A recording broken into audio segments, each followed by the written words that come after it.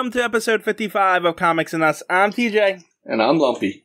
And this is the review show that reviews comics chronologically, kind of, and really kind of in this instant. We're not even in the same creators. Nope. We fired Uncle Chris last week because his jokes are terrible. They're pretty bad. I mean, I like some of them. I like them better than you do. They're terrible. So, he's not here because he's fired. And so, me and Lumpy are going to cover something different for the next 2 episodes, this week and next week. Or, I don't know, maybe it's not going to be weekly. Don't take the week things for how it is. I don't know how I'm releasing it yet. We don't know how this is going to be released at all. So, you might get this one, and you might not even get the second one for a while. We don't know yet. You might get them back to back. Who knows? Anyway, yes. So, since it's just me and Lumpy, and we've been covering DC a lot of the times, Lumpy really likes Marvel, so I let him choose the comic we were covering today. And it is X-23, the 2015 solo... Not 2015, I keep thinking it's 2015. I know, it's 2005. It's her 2005 solo series. I guess I should ask any particular reason why you wanted to do this one? It was just one of the ones that I liked. I thought it would be fairly easy to cover. It's not a whole lot, and it's a good origin story for her. So I thought it was interesting. Like I said, I kind of tend to, for this kind of stuff, when it's just me and you, I try to tend to get something that's going to be, a little bit easier to cover and not so, time-consuming for us. So yeah. Something. I lost my train of thought. So X-23 is... do we want to explain who she is first? Or I guess once we go through the comic, we'll explain it. I'm going to go through the credits right now, but I did want to bring up that I either read this comic before. It's possible. Or, because she's in the Logan movie. Yes, she is. And I think the origin is similar. It's similar. In the movie, because I remember distinctly that the end ended. We're only covering the first 3 comics in this one, but I do distinctly remember that ended from somewhere. Yeah, and a lot of people after that movie came out probably even read this just to kind of learn a little bit more. So there's a chance you may have done this back when that movie came out, but it is very similar to what the movie is. It's not exact. No movie is ever exact to what the books or the comics are, but it's very similar. Right. It felt very familiar to me, so... You might have read it. Yep, I don't know. Anyway, let's go into this. Issue 1 was released March 2005. Its editor-in-chief was Joe Quesada. That's how you say his name? Quesada? Joe Quesada. Quesada, whatever. Cover artist was Billy Tan, John Sabol, and Brian Haberlin. Published by Dan Buckley. The actual story was written by Craig Kyle and Christopher Yost. Penciled by Billy Tan. Inked by John Sibble. Colors by Brian Haberlin. Lettered by Chris Elapuluso. Edited by Axel Alonso and Corey Sedmeyer. Sedmeyer? I'd guess. I don't know. No idea. Anyway, that's that one. The cover just has X-23 half white on the cover. It's a big X-23 over a white background with Marvel Next on it. I don't know what Marvel Next is. I actually was going to ask if you had seen anything, because and I'm a Marvel fan, I don't know what Marvel Next is, so I don't know if it's their next generation thing, because she's part of what is essentially the next generation of X-Men, so it's the upcoming, the next class of X-Men. So it's possible it has to do with that. Don't quote me on it because I don't know. I was curious about the same thing. Well, it is 2005, so it could be something along with the promotion for back then. Right. Well, I just typed it in. It is a short-lived imprint that was launched by by Marvel Comics in early 2005. Was not a new line or imprint, but rather a collection of titles intended to spotlight younger characters. So, yeah, it was there to pretty much spotlight the younger characters, like the Young Avengers, the Runaways, Amazing Fantasy, whatever that is. I don't know that one either. Gravity, Livewires, Machine Teens, Spellbinders, and I don't even know what that is. Arana? It's got like an ulib over the end. I be honest, I never even heard of any of them. They must not have been that successful, I guess. So. Well, I know who the Young Avengers are. Right, I know the Young Avengers, and I know the Runaways. Yes, but I don't know the other ones. Well, that solves that question. Yep. Honestly, though, the cover's kind of bland. The cover's very boring. It gives you a picture of her with her claws out. She's just dressed like a teenager. That's it. It's nothing. So we open up with the Weapon X program. I mean, if you're listening to this podcast about comic books and you don't know what the Weapon X program is.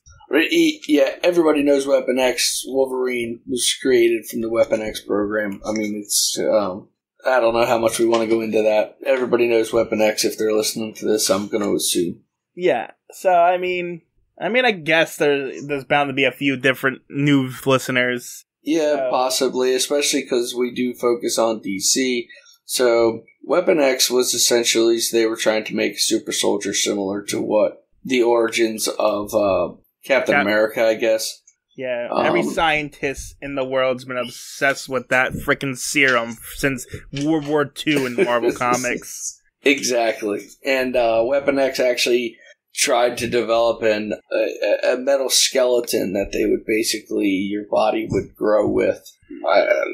It's basically the only way I can really explain it, I guess. And from the little bit of knowledge that I have from it is that there were no survivors until Logan Wolverine because of his healing factor. Right, he was already a mutant who could heal rapidly, and that's why he was able to survive this surgery or the serums and this fusing of his body to the adamantium. And it's just, I don't even know how many pages this is because I'm reading it on a digital, but it's a bunch of horizontal strips across. So total pages for this comic is 24 pages. I forgot to say that, but thank you, 24 pages. But what I mean is how long this Weapon X program, this opening is, because of all the horizontal strips. It's like 15. It's 2 pages cut into strips. Yeah. And it's just summarizing Wolverine escaping and killing one of the scientists. And then we get introduced... Who did this to him? Huh? Yeah, who did this? Yeah. Who did it to him? And we get introduced to, I guess, the head of the Weapon X program at the time? I think that's who he killed? No, the business guy ahead of him. Oh, yeah, okay. Yeah, I actually thought so that's the businessman now, but I actually thought that the guy who died in the page before that businessman is actually the one whose father was killed. Oh. Do I remember that correctly? Yeah, because the guy who, I guess who funded the whole thing goes to the scientist's kid and tells him, hey, Wolverine killed your dad, but now you're my son. Yes, there you go. And then we cut to X years later, I guess, because that's what it says. Yes, years later, but it has the X symbol before it, so. It has the X-Men logo symbol, just because they wanted to be... Let you know it was X-Men. Right. Anyway, the kid grew up to be a douche scientist, and he's experimenting on something that... I don't know what that is. It's kind of human. Whatever it is, it's dead now because he couldn't get it to work. And then he goes in to see his boss/father figure, past his secretary/wife, main boss's secretary/wife, where there's a new scientist lady joining the fray. And she has a plan to clone Wolverine in order to pretty much clone Wolverine, except they want to turn him into a clone that they can control and keep him as a weapon, essentially. Right, the whole purpose is Wolverine was not controllable. It was successful, but they were not able to keep him under their control. So their goal is to create another Wolverine, but make him so they can control it. And the scientists, I really should know their names, but I don't know any of them. And honestly, I don't even know if it really matters, but Rice...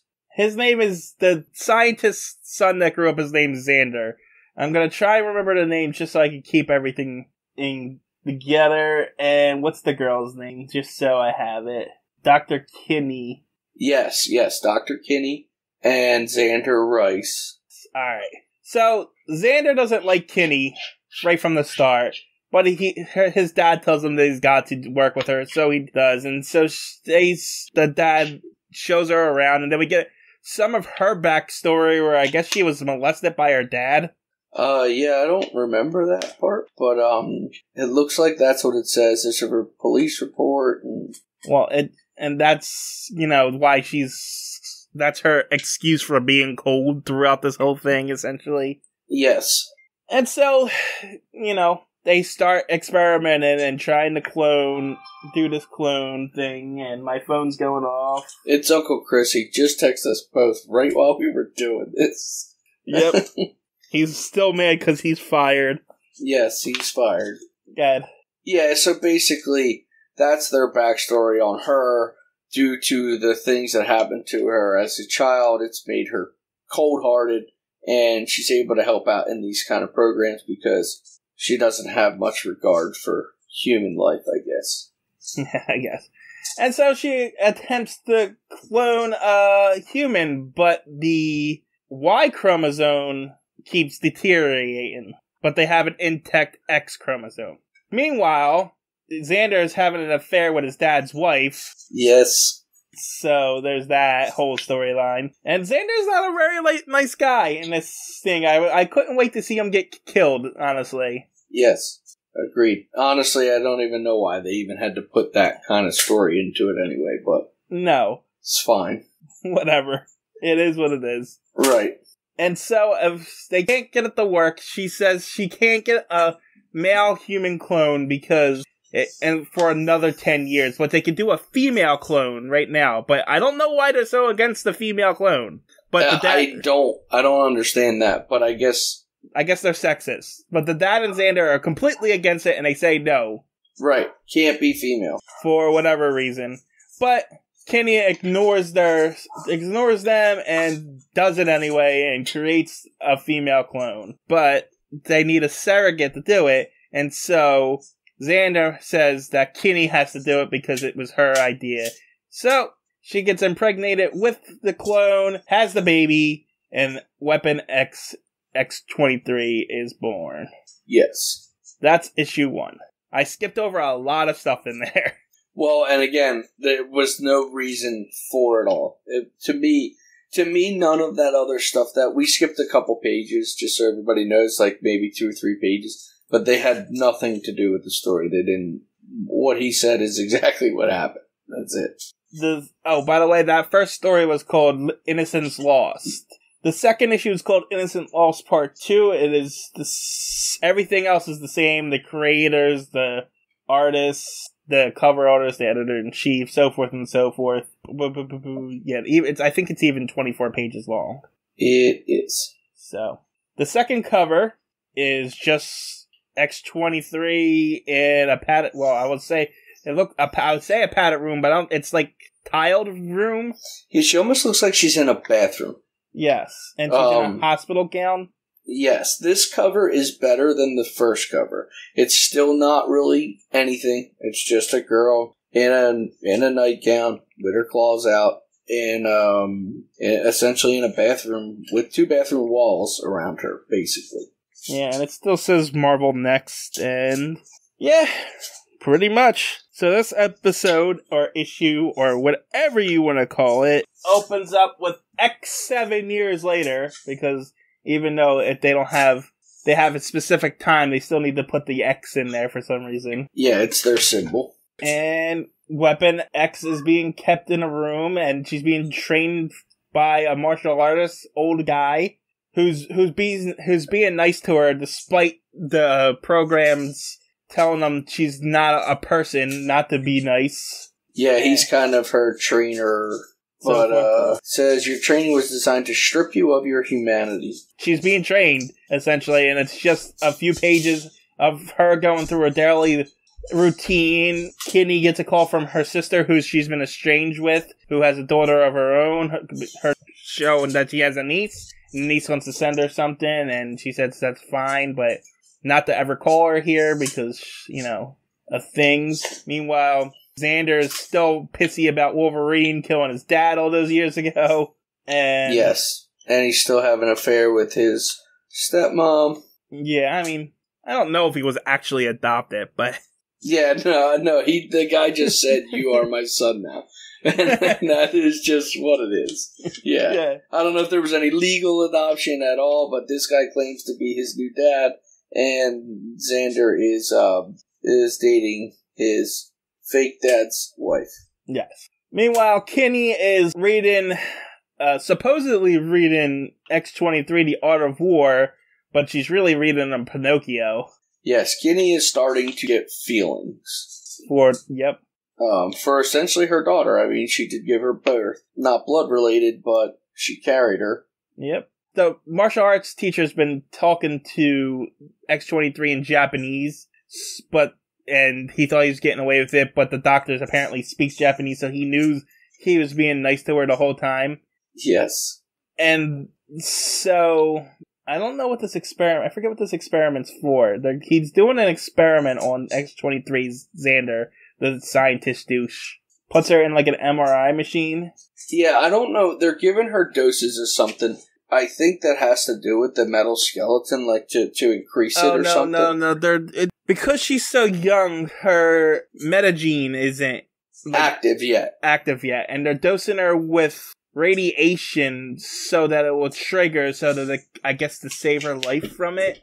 Right, to wake up her healing factor. Yes, and it does, and she gets her bone claws, essentially.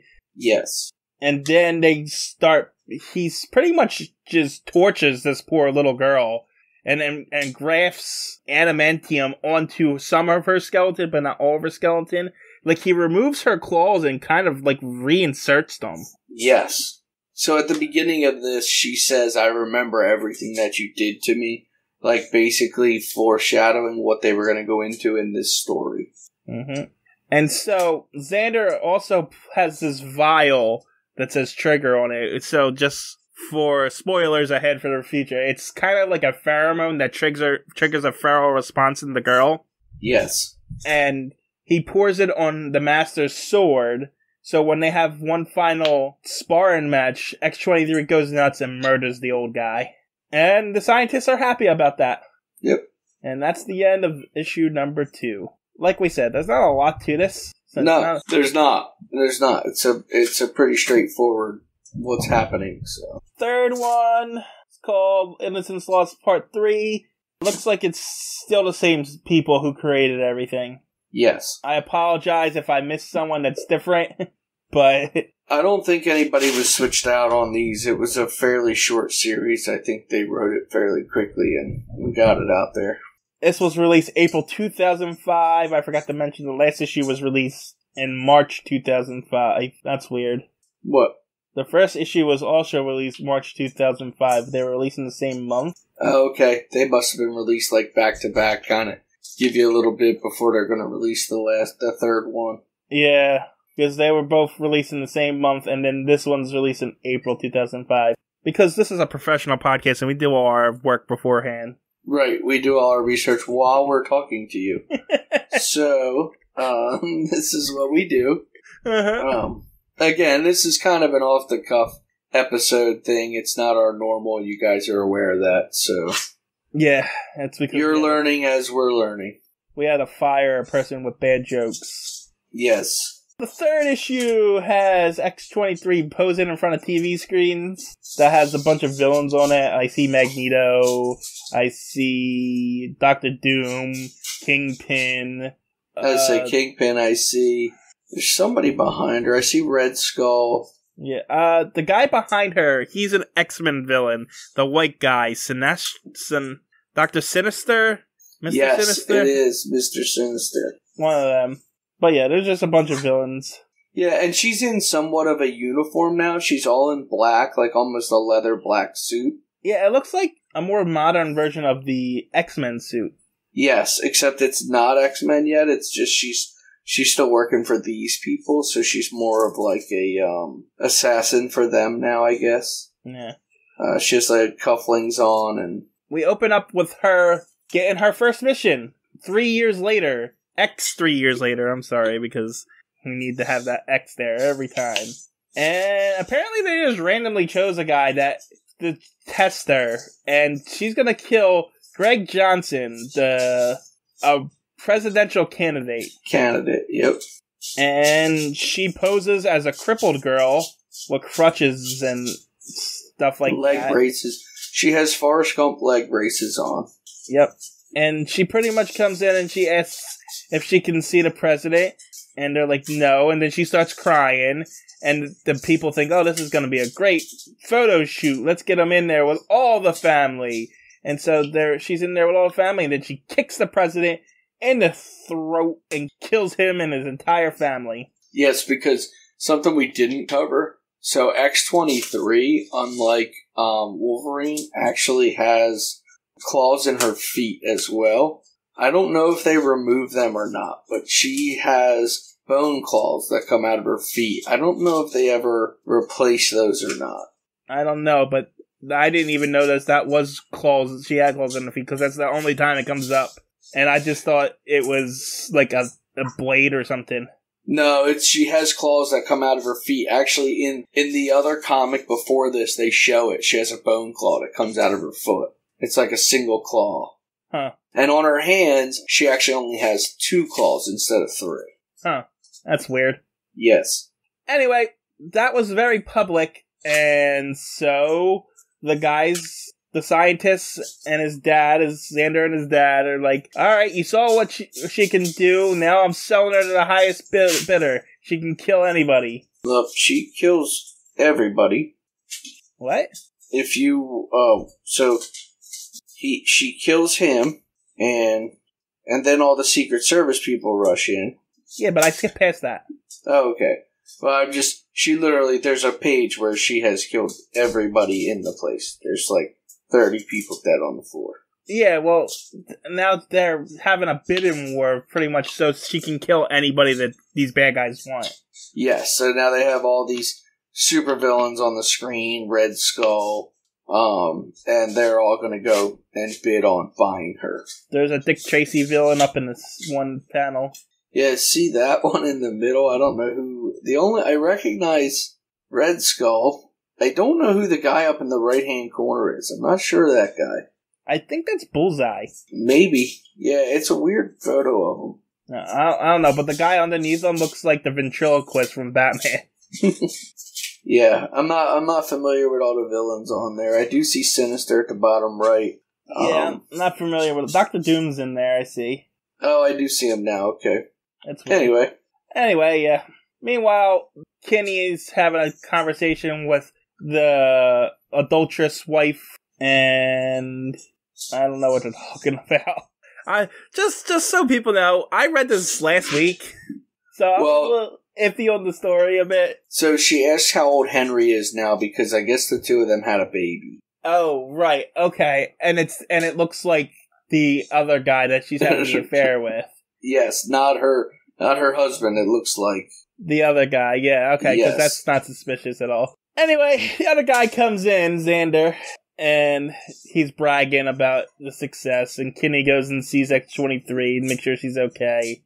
But she's got another target in Saudi Arabia, where she killed some guy, and then there's another one in Las Vegas where she killed godfathers, I guess. She kills royalty, drug lords, dictators. It's just a montage of her killing assassins and pretty much anyone for a price. Meanwhile, Xander's I don't have a name for her. Yeah, it's just his wife. It's not his wife though. It's right. The boss's it's his girlfriend, the boss's wife, but I don't know her name.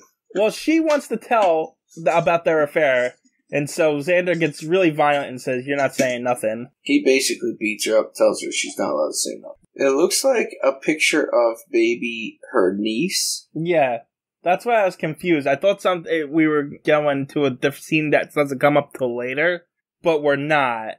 She just got the drawing from her niece that her niece wanted to send her. Exactly. But Xander is taking X-23 on a mission, which is odd because he never goes on missions. And so they go on this mission, and she looks like she's doing fine. But then Xander kills all the people he's with and forces the helicopter pilot to drive, says she fails, and then flies away. Xander's a freaking idiot. He's a moron. But anyway, so X-23 is left there, and then there's a bunch of soldiers, finds X-23, and they all fire on her, supposedly killing her, and in issue 3. But yeah, he's a freaking idiot. That wasn't the whole point so that they can, make money off this girl, and he just leaves her to die? And it makes no sense. She has the healing factor of Wolverine. It just doesn't make any sense. Like, they can shoot her all they want. I don't think it matters, if I remember correctly, from Wolverine. Not really. And so not only is he a douche, but he's a stupid douche. Yes. He is definitely an idiot. And they convey that very well, that he's a moron. Yep. And yeah, that's it. That's those 3 issues. Yes. So, I mean, we're just really getting into that was all set up, essentially. Right. The next 3 are go a little bit more forward in her story. Exactly. Yes.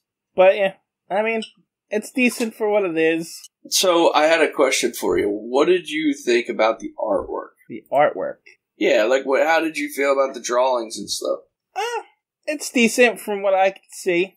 Yeah, I think I really like the artwork, and I'm actually kind of excited as we go forward in Batman, because I know the artwork. Not that I think the artwork's bad at all, but 40s to New Age, there's definitely some pretty big jumps in artwork. And technology. And technology, so. I'll be honestly, I'm a fan of the cleaner, newer style of stuff. Same, so am I. Whereas I know a lot of purists and stuff like that like the old kind of scratchy handmade drawing, but I don't know. I was never fond of it, and plus a lot of the old stuff don't have like details to them and stuff like that. And I think that's what I like about the cleaner work is that they can do more detail. Where in a comic like this, you don't get those like blank backgrounds so much. I mean, granted, it does feel like it was, like, printed from a computer sometimes. Yes, I agree. That's my only downfall in some of it is where it's almost a little too clean, where it's clearly been touched up, Exactly. But, I don't know. I've always been more of a fan of newer things than the old purist kind of thinking style of things. I agree. Yeah, I don't know. Yeah, I mean, I don't really have a whole lot to say, especially on those first 3. We covered exactly what it was. I like this story, but those first 3 are basically nothing. They're just her being born, and she becomes an assassin, and then he tries to get her killed.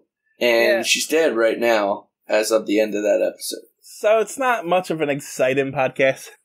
No. I mean, but, this is what you get for a in-between episode. Yes. I'm not gonna do who was in these issues like Uncle Chris used to do, because there's a lot, but I will mention in this issue that it says God is a character. Okay. It says God, Yahweh, invoked. I guess that means they just said it. And I have the people who are on the screen. Oh, that's good. I'd like to know that. So there was Kingpin, Scarecrow, Ebenezer Lawton. I don't know who that is. Well, I know who Scarecrow is. If it's the picture at the bottom. I don't know what he's in, but I've seen him in some of the comics I've read. So I don't know enough about him. Can't tell you. I'll have to look at some more, because it's not the Scarecrow that we know from Batman. Yeah, no. It's different Scarecrow. Like, I'm just looking at his bio by clicking on his names. Apparently, he was in Tales of Suspense number 51. Okay, yeah. So I read a bunch of those. They're older, too. Yeah, but I'm not sure whose villain he is or what villain he's from. Well, if he was in Tales of Suspense, he's nobody's, because those are they're basically origin stories. Like, that's where Iron Man came from. It does look like he crossed Iron Man. Okay. But he's also been defeated by Spider-Man, the Fantastic Four. Yeah, that's one of the things about Marvel is a lot of times, especially from Tales of Suspense, they're basically characters on their own, so you can pull them into whatever you want. Because they're just part of the universe. Yeah, it looks that way, because it looks like he's been beaten by a lot of people. Yes. Alright, back to the other ones. Hammerhead? That name sounds familiar. Don't know that one. I think that was the Dick Tracy-looking villain. Okay. He is a Spider-Man villain, what it looks like. Amazing Spider-Man's where he debuted. So, obviously Red Skull, Doctor Doom. Yeah. It just says Hydra. I don't know if it's the whole organization. Okay, so, and that's kind of weird because Red Skull's there. So, like, saying Hydra, maybe there were just some other people on the screen that were Hydra. But they're essentially the same. And the only other person they list is Mr. Sinister. Okay, which is the one we knew, too. Yeah. So, I guess all the rest of them were just bad guy no-names. Right. Alright. Yep, that's that. That's basically it. I don't have anything else, like, even... And I don't want to spoil anything going forward, so that's kind of what it is for now. Alright. You got a joke for us, Lump? What happens when you tell really bad jokes all the time? You get fired. Yes. Yes. That's my joke, guys. That's my joke. That's it. Bye. Bye.